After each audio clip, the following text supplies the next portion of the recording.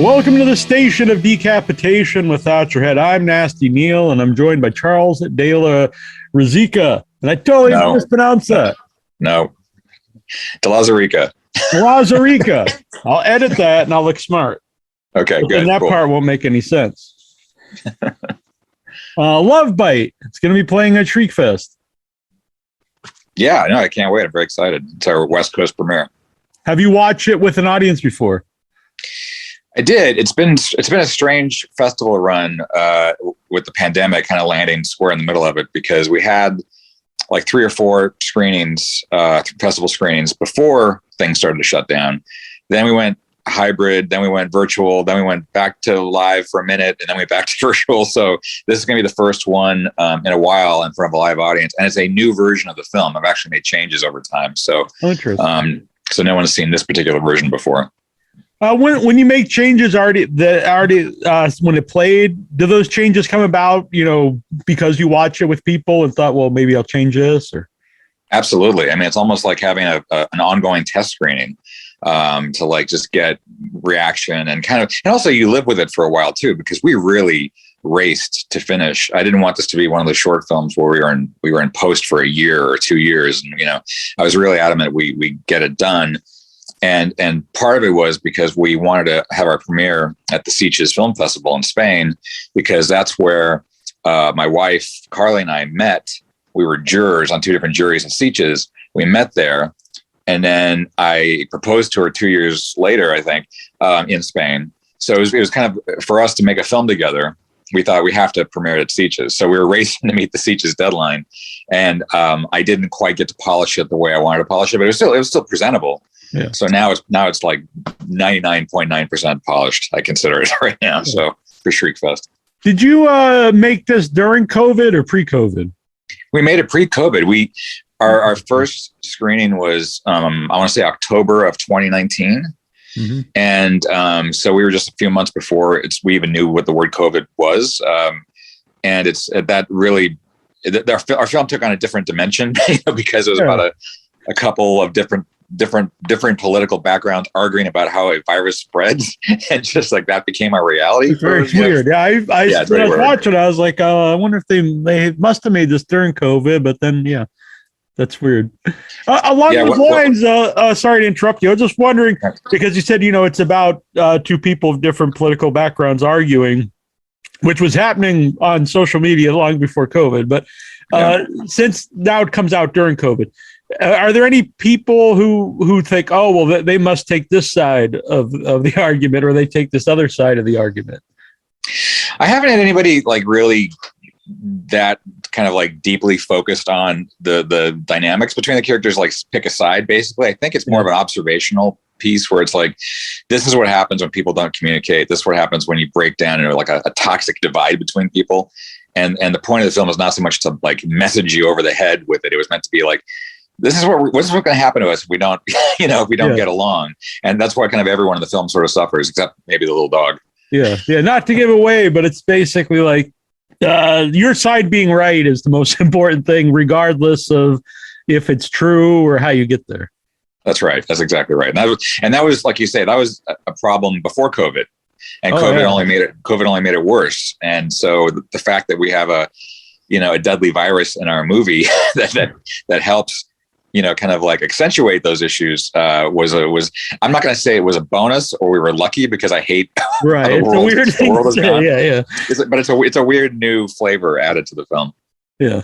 But yeah, it's a weird world anyway. I don't think I've, before the last like maybe 5 or 6 years, I don't think I've ever seen anyone like I'll see people really will share things that you'll tell them isn't real and they'll admit it isn't, but we like the message behind it. I was like, oh, I don't understand, but yeah. Yeah. You can basically seek out whatever your narrative is and find enough evidence for yourself to believe it, even if like empirically it's wrong.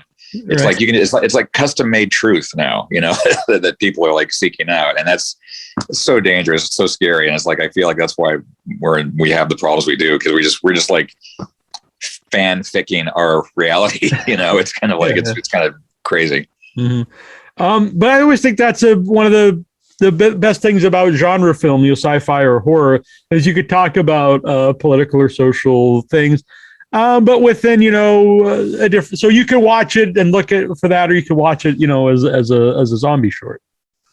Totally, and a big thing for me was I'm a huge George Romero fan, and when my wife Carly came up with the original idea for this, it was sort of a more of a whimsical bickering couples argument over zombie apocalypse, over the zombie virus. And it was a little more cute, I guess. Cute's the wrong term, but it was lighter.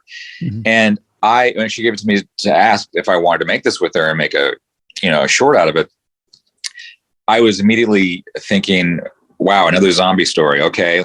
Well, how do we make that interesting?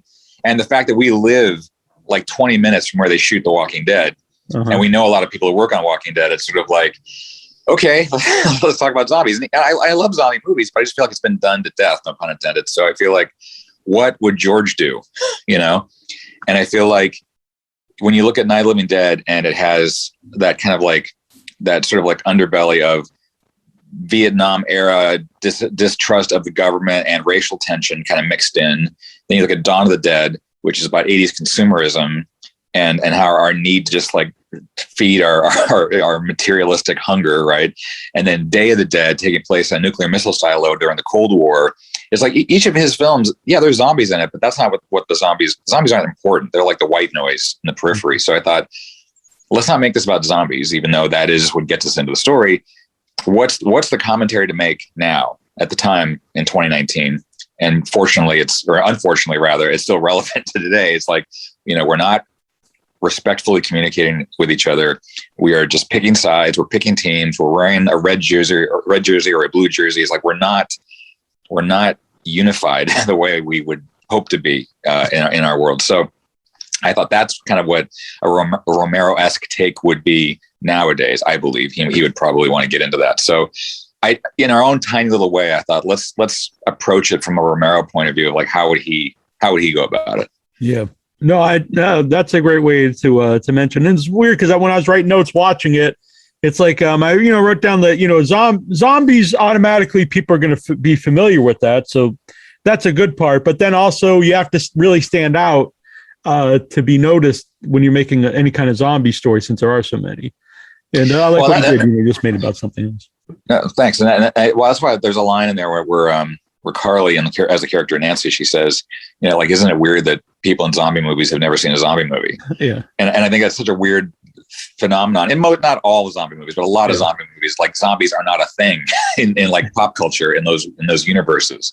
Mm-hmm. So I thought, well, let's just assume we're in the real world. People know what zombies are. Let's not spend time having to explain what zombies are capable of, how you take them out. I mean, that's why there's not a single, there's one shot with some guns in it, but there's like no, bullet in the head moments in our film, because that's not what it's about. We're not about killing zombies. Like you said, we've seen that a million, like, okay, it would be much better if you just get into a zombie film and they already know all the rules. We got to destroy the game. Which is by the way, really weird anyway, because that's totally a Romero thing, and that's just become like doctrine in the zombie world. Absolutely. I mean, and it's so clean and simple and pure a concept. Why belabor it? Let's just get into it. Let's get into the world. And plus, it's a short film. We don't have time to get into it. So let's just let's move. That's why I wanted to open the film very quickly. It's like the opening of the film is almost like an action movie. It's like we just jump right into the middle of it. We just get a little bit of action because we know for the next several minutes we're going to be stuck in a truck. Mm-hmm. And it's going to be very psychological, very emotional, very intimate between these two characters. So I thought, let's see the world a bit. Let's kind of get some action in the opening, some zombie action. So that was like my indulgence in the first, couple minutes. Yeah, that's something, obviously it's there, but I didn't really think too much at the time because I was into it. But it's one setting. They're sitting in a car. What is that like to make that interesting? It's basically two people, having dialogue. Yeah, it's tough. I mean, when I directed my first feature, Craze, some years back, there were a number of car scenes, and I swore I'd never shoot in a car again because it's so tough to place a camera in interesting places, especially when you're dealing with like a red, Gemini or Alexa, whatever you're shooting with. It's like these are big cameras, and there's not a lot of room to move them in a car that you can't cut open like on a big studio movie. So. I chose color as kind of like my way of differentiating scenes and kind of making it visually interesting so you don't get bored. So it's not just a tennis match of like head to head to head, back and forth, back and forth. So in the film, there are these kind of color chapters where when we're there in day and it's kind of like this kind of milky, sick, amber yellow vibe, then you go to the first night sequence, which is green, kind of like glow stick, night vision looking stuff. Then you get to kind of like more basic night, which is like blue, kind of desaturated. And then you go to the dawn at the end, which is, much more vibrant red and angry. So, and that also is a mirror of Romero in a way, doing the day, night, dawn cycle. So, that's how I try to differentiate scenes and keep it visually interesting for the audience, so they didn't check out and they were just like, why am I in a truck for 15 minutes? Right. I was real quick too. It's interesting. There's another film at Shriekfest called Zealandia, and it's a New Zealand short, and it's about New Zealand being the only country that's not taken over by a virus, and like since it's dystopian future. And so I just totally assumed they made it about this. And he made it pre-COVID too. And then, like he said, it's just totally a bizarre coincidence. And also New Zealand turned out to be like one of the only countries where they weren't.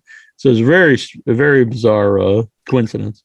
Yeah, no, I wonder if there'll be a film, and maybe there already is, of people surviving in New Zealand during a zombie apocalypse, like the only safe haven. And then one thing goes wrong, and then paradise is lost. But yeah. So along those lines, you're talking about, you have two people in the car, keeping that interesting, but you also have to cast two people for those roles, since that's the movie. So was that hard to cast those two guys, the two characters?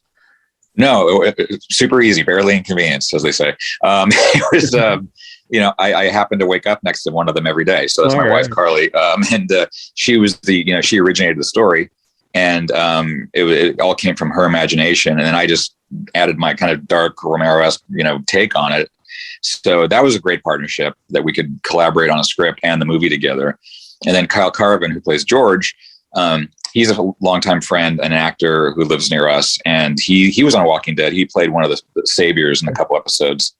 And he's great. And we just wanted to work together. So it wasn't really so much we went out and cast the movie. It's just like, we have some friends that are talented. Let's just make a movie together. Yeah. It was really that simple. So that's kind of Romero too. I mean, the lead of the Romero film, they always say it wasn't like written that he was, a black guy. He was the best actor that they knew, and so he doesn't happen that way. Yeah, for sure.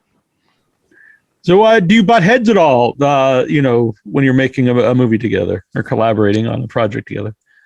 No, strangely not at all. And I don't think butting heads is a bad thing, because I think. Sure.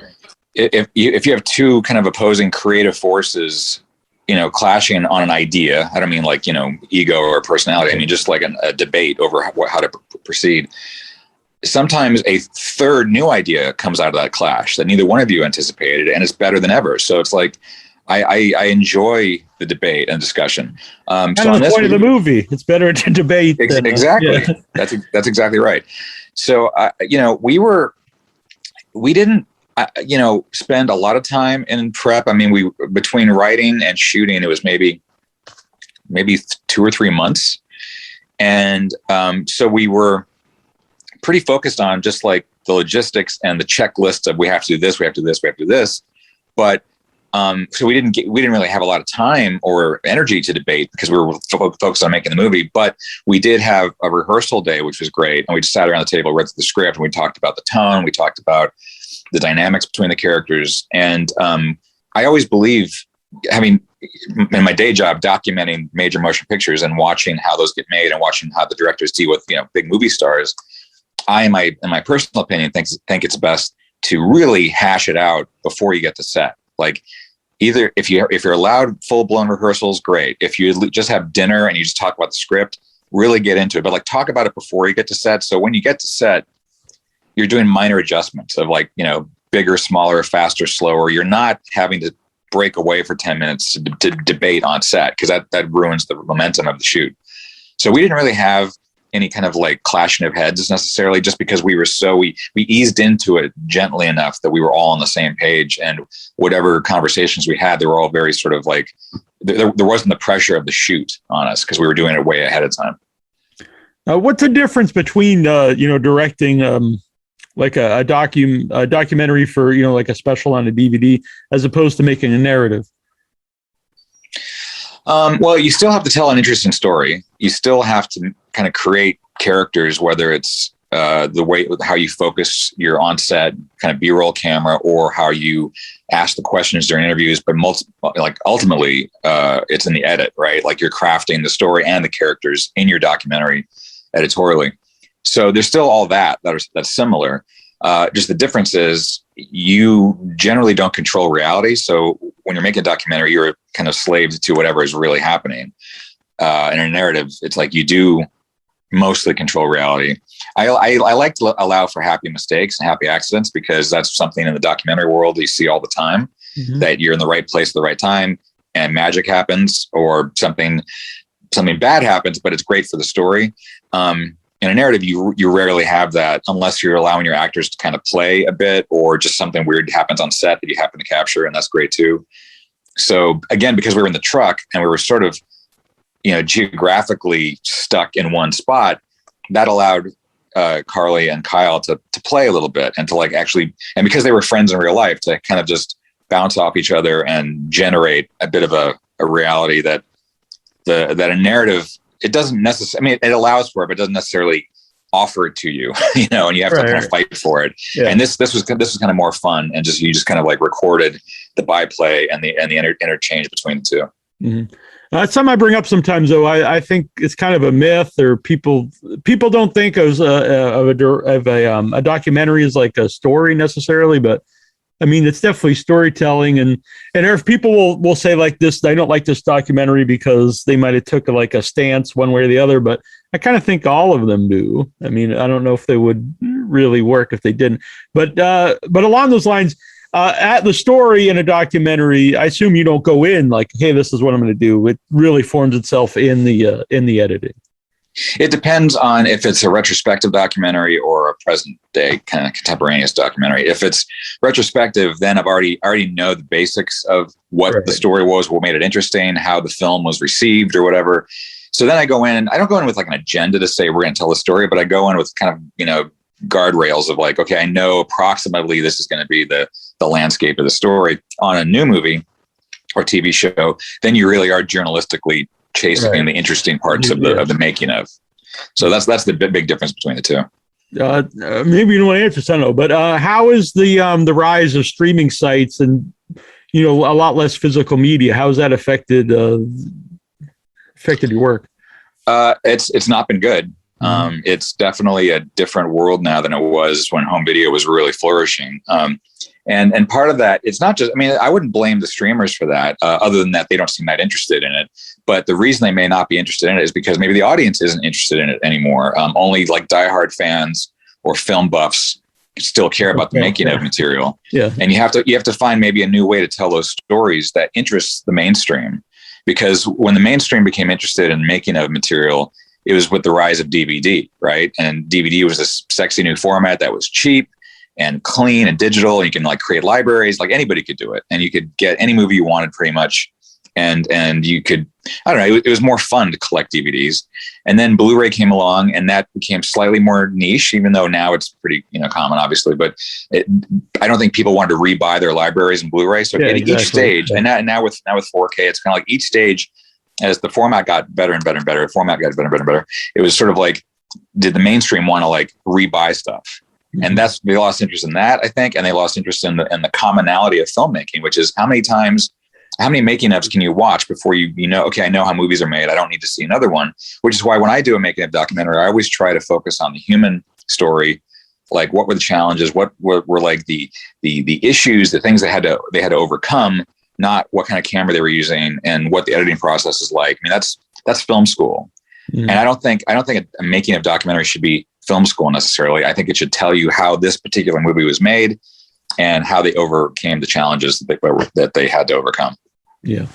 Myself, that I like the specials. I honestly don't buy a lot of DVDs because a lot of them don't even have the specials anymore, unless it's like a special release of some kind. But I like this. I like that, and I'm a big commentary fan. Which there's hardly any commentary tracks on anything new. Well, I think it's about re-engaging the mainstream audience, because I think the fans will always be there for it. Like people that love the process of filmmaking or fans of a particular movie or TV show or whatever, they will always show up and they will always be interested in the behind the scenes stuff. It's just kind of like the regular folks that just, they just want to watch a movie. They want to like, tune out for 2 hours or have their kids watch something for the day or whatever. Getting those people back is going to be difficult. I don't think a new format will do it. It'll have to be a new approach, a new execution to the existing way you tell these stories. A few independent films recently that put the special features online too with the streaming, which is interesting. Mm-hmm. Yeah, I mean, I hope there's more of that, and maybe if there's been sort of a lull in the special features, interest, that people will rediscover, or people who didn't even know they existed. Like, enough time might have passed, whether it's like 10 years or 15 years from the heyday of DVD and Blu-ray, that maybe they'll say, "Wait, I didn't even realize that they had these like documentaries or commentaries." So maybe there'll be a new wave of interest. Well, so I don't know. That's something that's kind of hard to predict, but I hope it happens. Yeah. So you said you're near where they do The Walking Dead. How did The Walking Dead change, I assume Atlanta, how did that change that community, like the filmmakers, the filmmaking community there? Well, it certainly helped bring attention to the Atlanta area in terms of a viable place to shoot movies and TV shows. And also have to say Tyler Perry really, really beefed that interest up, and the infrastructure for filmmaking in the Atlanta area by creating his studios and all the stuff that they do. So between the two, I think that really helped Georgia as a filmmaking powerhouse that it is now today. Because I mean, there's like 60 movies being shot or TV shows being shot right now. So at this moment. So Walking Dead, I think another interesting aspect of Walking Dead was in the town where they shoot a lot of it, which is Sonoya. It's become like a tourist attraction, and that little town, which I heard, before I moved there, to that area, was not like a big booming town, and now it's like a really cute, like little boutique, like little shops and little, restaurants and things. It's really nice little town with the main street of Sonoya, or Sonoya as the locals call it, was Woodbury in seasons 3 and 4 of Walking Dead, I believe. Mm-hmm. And now it's like the main street of that little town, and then a block away from that is where Alexandria, the Alexandria Free Zone, is still to this day up. Like the corrugated metal walls and the windmill and all the stuff that is Alexandria is right there. You can walk up to it and take pictures next to it. So it's a tourist attraction. It's gotten interest from like fans all over the world that want to come and check it out. And I think that only helps the Georgia film community in terms of it's not just Hollywood or London or New York. It's the Atlanta area is pretty hopping. Yeah. Way back on our first couple of years of the show, when I was reading The Walking Dead before it became a TV show, I kept saying, this will make a great TV show. No one ever gave me a cut of the show or anything. Yeah. You and Frank Darabont should join into another lawsuit. Yeah. Exactly. Yeah. What's interesting too, like, as you talked about the Romero movies, I grew up loving zombie movies, and it's so weird how mainstream they've become. It's like you couldn't buy like the zombie shirts anywhere really when I was a kid, but now you can get go to Walmart and get like a kid size zombie shirt or lunchbox. It's very strange. Yeah. I mean, zombies are interesting because they represent a clear and present sort of evil that are manageable.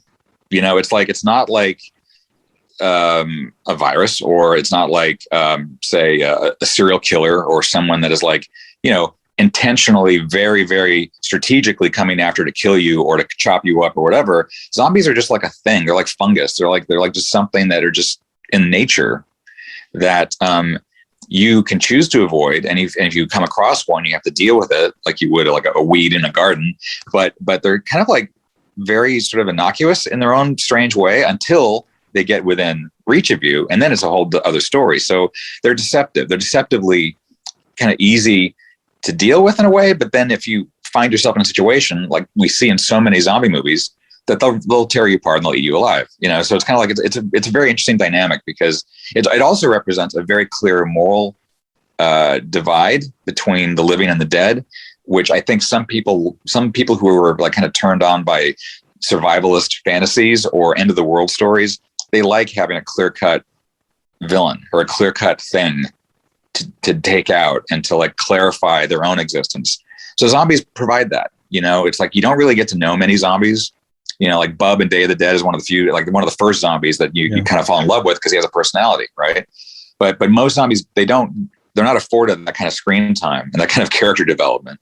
So most of them are just like fodder. And I think that makes for kind of an interesting, easy, kind of like negative challenge to go against in an end of the world situation. But yeah, you're right. They are very mainstream. People get them. There's not a lot to figure out with zombies. And even when they try to do spins on them, like in, say, an Army of the Dead, when you had like the zombie queen and the whole hierarchy and that Las Vegas, sort of zombie civilization, it's like, okay, that's like a new spin on something, but I still don't really care about them anymore. Right. I want to care about the human characters because they're the ones that I can identify with. But it's very rare I've identified with a zombie. And that's why I go back to Bub. It's like, that's the first zombie I could think of where I thought, I'm going to cheer Bub on because even though he's the part of the dead, he's still basically a good guy. Mm-hmm. Yeah, that's one of my favorites. It's funny because I grew up, I love Dawn of the Dead, still my favorite, but I never liked Day of the Dead when I was a kid, but I like it a lot more now. When I was a kid, I liked the zombie stuff, but the rest of it was a little slow, and I'll be honest, the acting is really over the top, but yeah, I look at it differently when I got older. Yeah, I think Day has aged very well. Night and Dawn are like instant classics. They still are as powerful as they were when they first came out. And Dawn especially that's one of my like top 4 favorite horror films. And I love that it has a lot to say, but it's also a lot of fun. It's not just scary and gory and bloody, which it is. It's a fun movie and it's a smart movie. And Day is more smart than it is fun. It's not really a super fun movie, but there's a lot of interesting stuff being said in Day. To the point where maybe it's a little talky, maybe it gets a little too much in debate on, sort of like the military versus the scientists, but I think it's still a valuable film. And I consider it wholly part of that trilogy is like it's a complete trilogy, those films for me. Yeah. Do you have a favorite zombie movie? Dawn of the original Dawn of the Dead, for sure. That blew my mind when I saw it when I was 13 the first time. And, again, it really threw me because I was afraid to see Dawn of the Dead because I had caught glimpses of Night of the Living Dead on TV as a kid. And even that scared me, and I didn't understand why it was scary, but it scared me. And then around the same time, the TV spots for Dawn of the Dead started to hit. And all it was this graphic of like in 1968, George Romero created Night of the Living Dead. And it's like the sun is rising on this horizon. And then you realize, it's not the sun. It's the bald head of the iconic, Dawn zombie. And it says now Dawn of the Dead or whatever. And then it just cuts to that shot of the elevator doors opening and all the zombies lunging in. And that terrified me as a kid. Then when I actually saw it, I got the guts to get the VHS of Dawn of the Dead and watch it. I had a blast. I was just like laughing and loving it and just cheering it on. It was so much fun. And even the dark stretches of it. By the way, I apologize for the sound outside. I don't know if it's bothering you. I wasn't sure if that was here or on your end. So yeah. No, it's here. I'm at a friend's house and I can't control the outside. Yeah. But anyway, it was like that to me was like terrifying. The original Dawn TV spots. So when I finally saw it, it really just like opened up this whole world of like, it doesn't have to be only scary. It can have something to say. It can be fun. The characters can actually have a good time for parts of it. But then those moments are challenged by the survival aspects of it. Like all the good times they had in the mall of like, shopping for free and taking the money out of the bank and all that stuff. There's a price to be paid later, as we see. And that was a big thing for Love Bite for me, was like, whatever happens, prices have to be paid for the choices and the decisions that are made during the course of the lighter parts of it, and that's why I feel like the last 5 minutes of Love Bite are really, really unexpectedly dark considering what came before it. And that's why the little teaser trailer we have is kind of a lie. It's kind of a deception because I didn't want to show anything in the second half of the movie.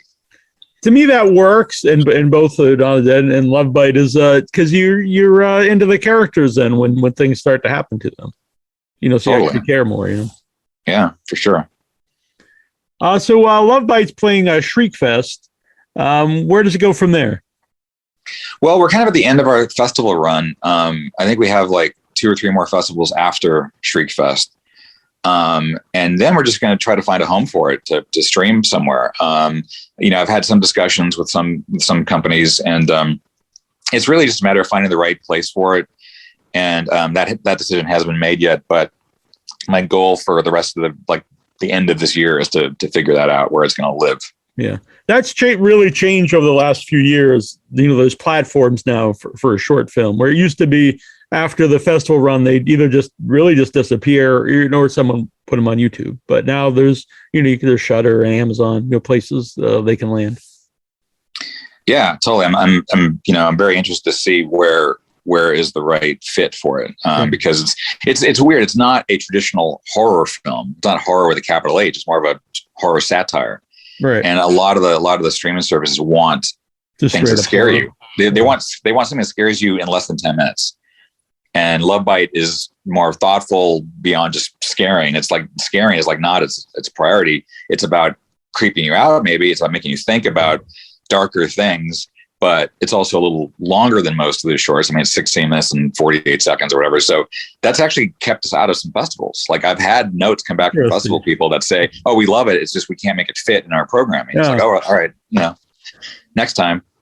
Wow. I mean, I know like some people make features, and if they make them over 2 hours, it does, they can't fit them in. I get that, but it's weird that a 16-minute short is getting too long in this world. I mean, having been a juror now on multiple, at multiple festivals, and having gone through festivals with Love Bite and watching other shorts, I kind of get it. It's like, it's when you see like anywhere between like say 8 and 12 or 15 shorts in one block, mm-hmm. you have to reboot your attention each time to say, okay, what's this one about? Who are these characters? And after the 6th or 7th or 8th version of rebooting, it's kind of tiresome. It's kind of like you get burned out. So if they're shorter, it allows you to get into more of a rhythm of like, okay, we're just watching, like we're having like appetizers, we're having tapas basically, and we're not having a full meal. Versus, you don't know, like sometimes you don't know how long the short is. Like I went to a festival a few days ago, and one of the shorts was 40 minutes long. Right. And that was like weird, because the other shorts were like 10 or 12 minutes long.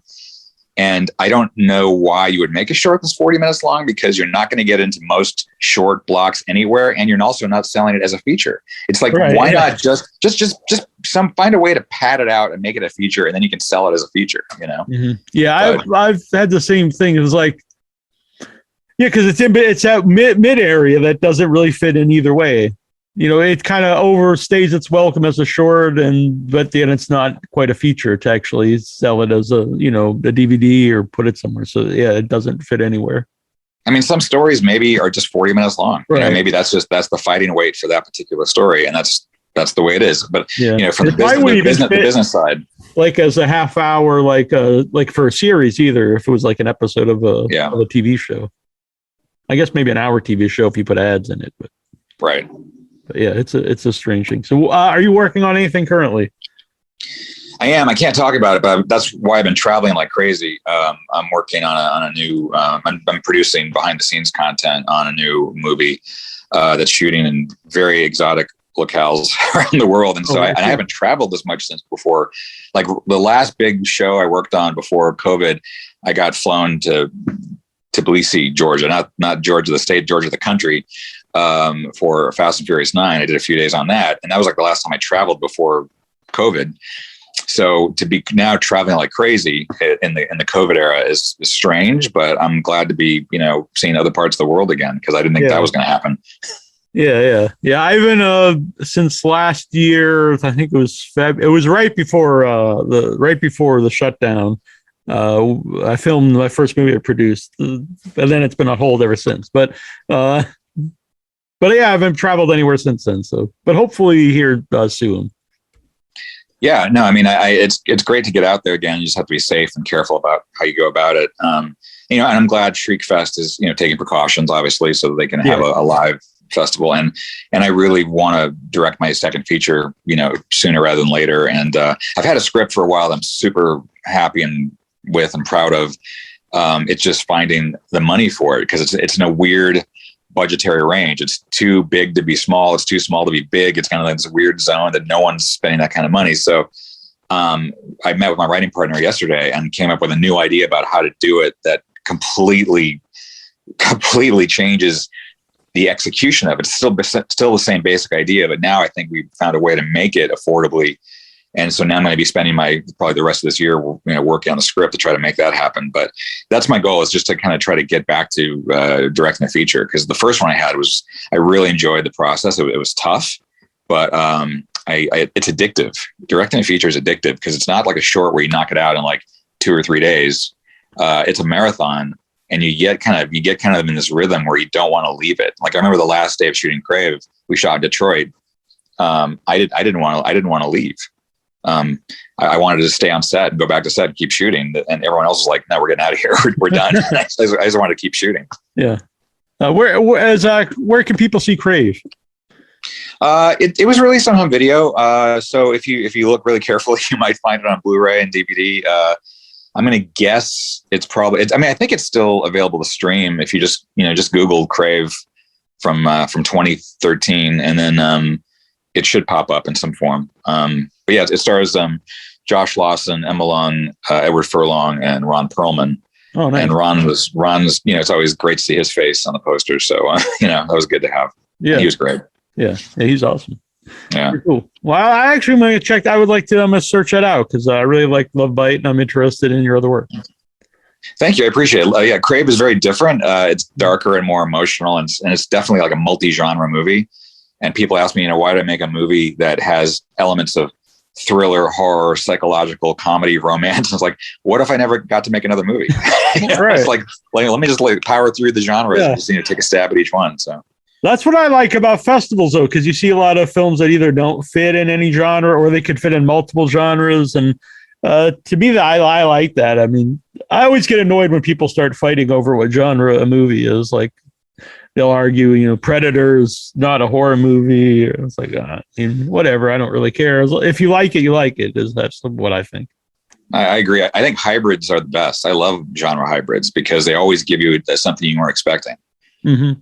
And they don't follow the tropes that we've had for decades. It's like they find some new spin. Usually, they find some new spin that makes it interesting. So I seek out genre hybrids all the time. I think they're awesome. Yeah.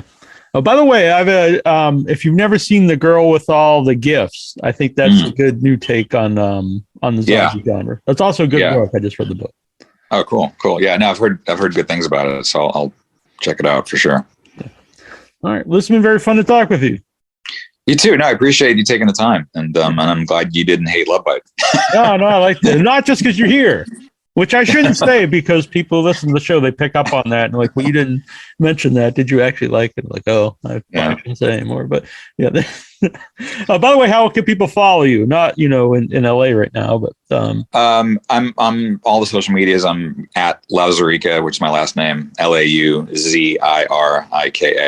on all, Twitter, Facebook, Instagram, Clubhouse, all that stuff that I randomly check every now and then. I've kind of lost interest because it's just, again, the world's gone nuts, but you can catch me at any one of those, I'm sure. All right. Very cool. So Love Bite is Shriekfest. And honestly, there's tons of great shorts at Shriekfest. I've been watching them a lot the last 2 weeks, and really some of the best shorts I've seen. So people check it out. Yeah. No, I'm really excited to dive in and see all these other shorts and meet all these other filmmakers. I'm really excited to be out here for it.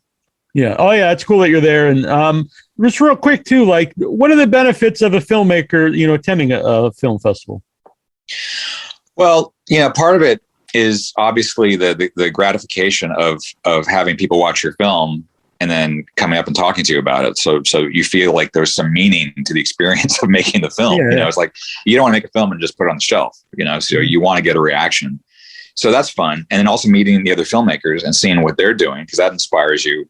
Or gives you some kind of competitive, goose to kind of figure out what you're going to do next. But I just love meeting other filmmakers, and I love seeing their work, and I love just kind of seeing what else is out there. Like what direction are various genres going into? Because like a lot of these fantastic film festivals, it's not just horror, it's not just science fiction. It's like we're talking about, like various hybrid genre films. So I just kind of like to see what's out there. And I love to, again, just sort of like talk to other filmmakers, talk to festival goers, and just communicate, on a direct one-to-one level that unfortunately for most of the pandemic, I've not been able to do.